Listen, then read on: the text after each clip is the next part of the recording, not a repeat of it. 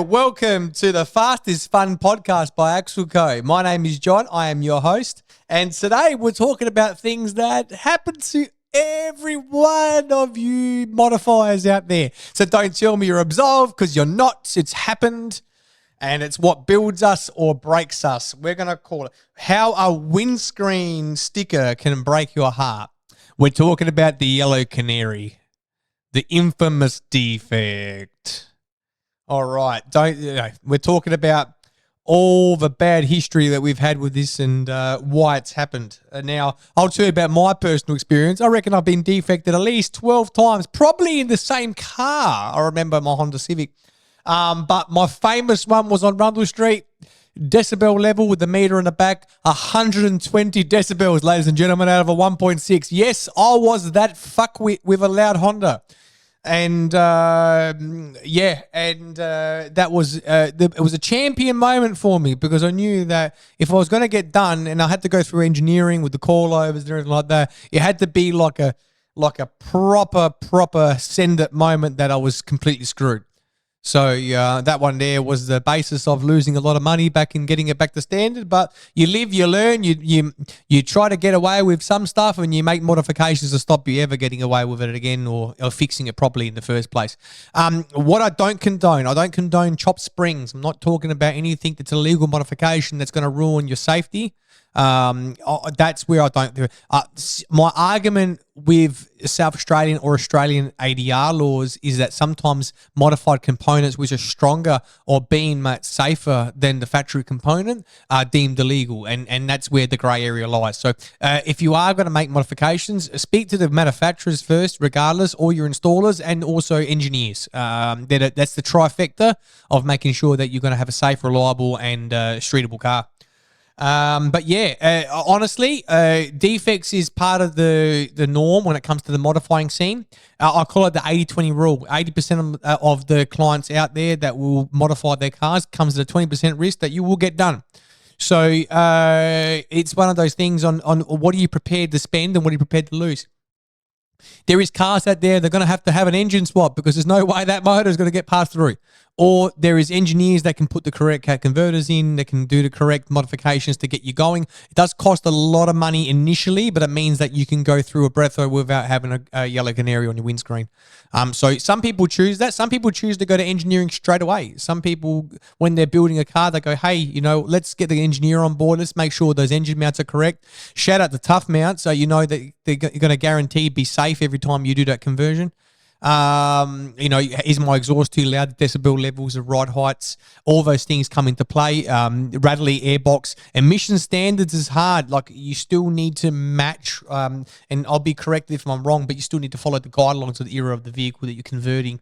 And if there's a new motor involved, whatever the South Australian or your state ADR levels or road rules are. So you need to keep complied with that. There's plenty of people out there who can consult on that. So just keep in mind, there is a sign that, makes most manufacturers absolved of these issues, which says may not be legal for street use. If it's on the box, you know that they're not going to help you in that situation. And really that modification is not going to pass. Also, some camshafts, unfortunately, I will say this is the camshaft, but we can have the modifications. But there's some overlap situations where they're not going to pass emissions even with the best cat converters. They're just not going to be compliant. So just be aware that those really aggressive camshaft profiles, you can look at it over the American manufacturers like Texas Speed and Brian Tooley. They'll write that like they're not compliant in California. California has one of the strictest emission rules that I've seen traveling around the States and with modifying vehicles. So if you're thinking about picking a camshaft that's going to meet your emissions requirements on those American branches, have a look. They'll be pretty helpful. With the Barnsey and the Walk This Way cam that we provide at Axel Co at South Australia is probably not the most emission compliant camshaft if you're looking for those legalities. But funny enough, the Barnsey and the new Sensation actually can be tunable to meet those requirements. So keep that in fact. They are wilder camshafts, but they actually are better when it comes to those decisions. They can actually meet the emission standards when you fitted with the right components on top of that. All right. So a couple of weeks ago, we put the call out on TikTok.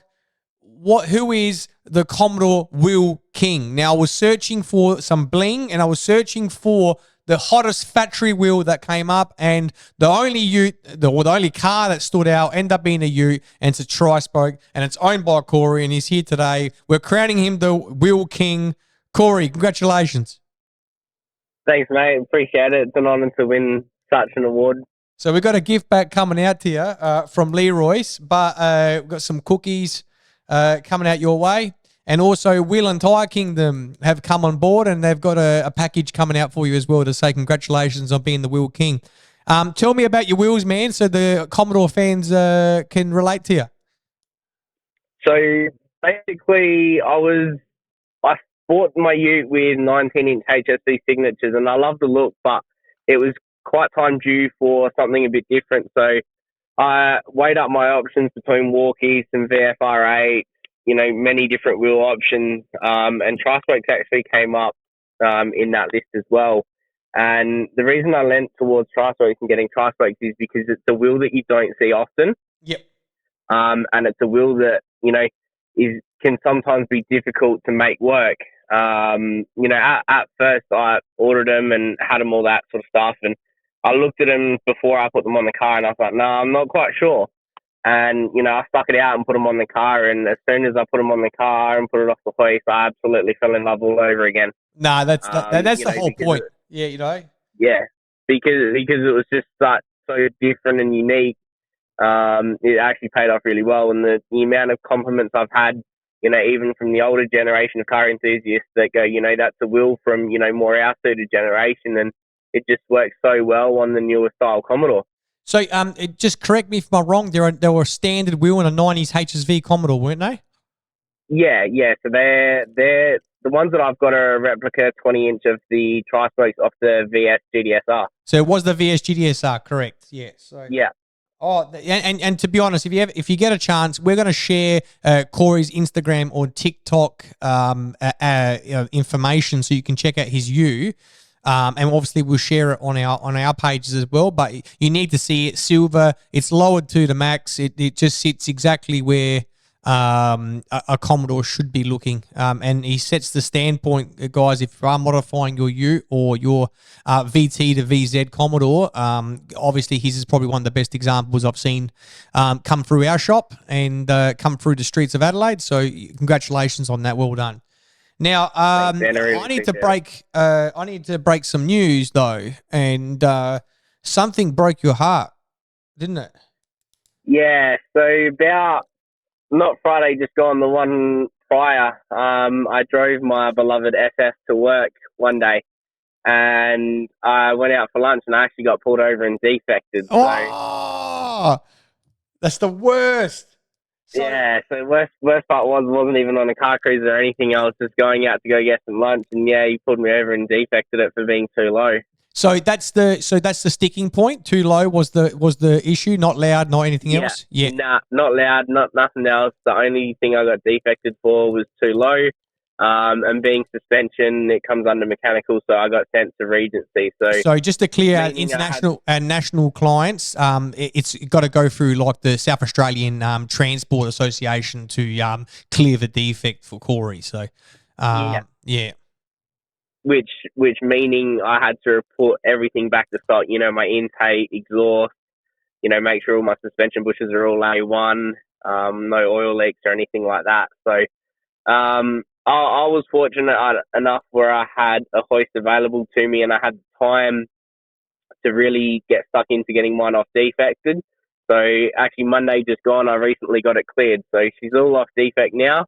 Exhaust and intake's back on. The suspension and wheels is going to be in a couple of weeks. So we're just talking about one of the topics is like what is like the South Australian road rules, and I know they're in place. They've been put in place by people that have been in the industry longer than me, proper engineers that say that this car is unsafe or unroadworthy when it comes to these modifications, right? So what we were talking about, what as an enthusiast, what are you willing to do knowing that you get defects? So we were saying it's always the 80-20 rule, that 80% of the clients out there or 80% of the modifiers have got a 20% chance of getting defected. Just that rule that happens, right? Yeah. But Yeah. to you as an enthusiast, you'd do it again, right? Like it's worth it that you go out there 100%. Hey. Yeah, without a doubt, I'd go back and do it all over again. Because my theory, and you can just interrupt me if you have to, that sometimes suspension that is for sports rating and stuff like that, they're still safer. There's people out there with cut springs and doing stupid shit, and they're rust on their vehicles, and they're probably more of an endangerment to the public. You got a car like yours that's got good tyres, you're correctly wheel aligned, you got the best brakes that money can buy on the factory Commodore. You are safer than a lot of the public out there who are driving clapped out, executives out there that it shouldn't be on the road. Yeah. No, I understand where you're coming from completely. And, I've never been one personally to cut springs or anything like that to get low. I'd rather spend the time, save the money, and do it all properly. Yep. You could be driving down the road in a car with chop springs, and if they're cut too small, man, they can fall out. And, 100%. That becomes a danger. Yeah. So that's always bothered me when it comes to legalities, especially ride heights. When you got the clearances, it's not hitting the guards or anything like that. It's not scrubbing or anything. It's not causing endangerment to any to the driver or to the public. But it doesn't sit in the parameters which they've laid out. Yeah, exactly. I'm just glad mine was. I had clearance issues when I first put my wheels on. But I went and seen a guard roller and had that all sorted out. So huge shout out to SA Quality Guard Rolling for sorting me out there. Especially in a matter of time where I put the wheels on. He's actually fantastic. He's been around a long time, and I tell you now, he's got a lot of our clients out of a lot of pickles, and I can't believe he can do it without cracking paint. Yeah, I know, it's crazy. No, shout out to Andrew there for Mr. Gibbs from SA Quality Guard Rolling. Now, I've got a quick question to share. Questions about the car. So let's go back to it being in the complete sickest form that it is. Has it ever broke down on you? Once. The car's let me down once, and that was because I actually blew the manual gearbox at T56 in it. So, infamous T56. It's not as bad as... Well, you know what? I still think I've seen the T56 handle 1,000 horsepower VL turbos. They can take a lot of pain for a little, 6-speed box. Yeah. Unfortunately, mine, had a hard life throughout its time, and it got a little bit tired and, gave it a bit too much stick at the wrong time, and she just let go. Luckily enough, the only gear I had left that night was fourth gear. So that's a hard drive home. I managed to limp at home. Lucky I was only 10 minutes from home, but managed to limp at home, and then pulled the box out and bought another one, so she's back up and running all again, and this box is absolutely more beautiful than the first one. So what do you, on modification side, got a couple of things here. So what is there anything you've installed in the car that you regret? No, nothing at all. Everything that's gone into my car, I've done with pride, and I've never looked back since doing it. Is there anything you wish you did sooner though? I wish I had got my bags done sooner. I'm still in the process of getting the last bits and pieces for my kit to get that sorted. Yep. I'm getting a custom window switch module made so I can run my airbags off of my window switches. So that's currently getting made and then shipped out. Oh, that's insane. Done, we can get that all sorted. So do they run like the sedan window switches in the ute? So you got two for the back? Yeah. And in the sedan application, you press the window switch lock button, and then that switches it from rear windows to rear bags. Oh, absolutely. And we can't wait to document, if it's okay with you, we'd like to document that build if that's okay once you've got it done. Yeah, that's perfectly fine with me, guys. I'll swing down once it's all sorted and back to its former glory. And the next modification on the bucket list, what are we getting? Obviously, once the bags is done, and then I'm thinking full engine rebuild after that. No, can't wait. And, we've got a drag racing scene opening up. Hopefully, we start seeing some street meets at the end of the year at the new raceway at the Bend. So it's quite exciting. Yeah. So hopefully, if I can get the ute all up to scratch and up to my standard, we can take that out for a little spin. No, that's exciting. Hey, Corey, I really appreciate you coming on board. It's been a pleasure speaking to you. We've got a package coming out to you, but we're going to share your ute details on our socials, and that way customers can see your wheels. And, thanks for coming on board. We'll see you soon. No worries. Thanks, guys. Appreciate it. Thank you. And for our listeners and followers, we couldn't have done this without you. Without your support, this podcast can't happen. Thank you to our sponsors on this one, Wheel and Tyre Kingdom and Leroy's Cookies. Just remember those tri-spokes that Corey was driving, they are available on the shelf at Wheel and Tyre Kingdom. So DM the boys, tell them Maxwell Co Mechanical sent you. 100% you're going to get a good deal. And just remember, fast is fun and drive safely.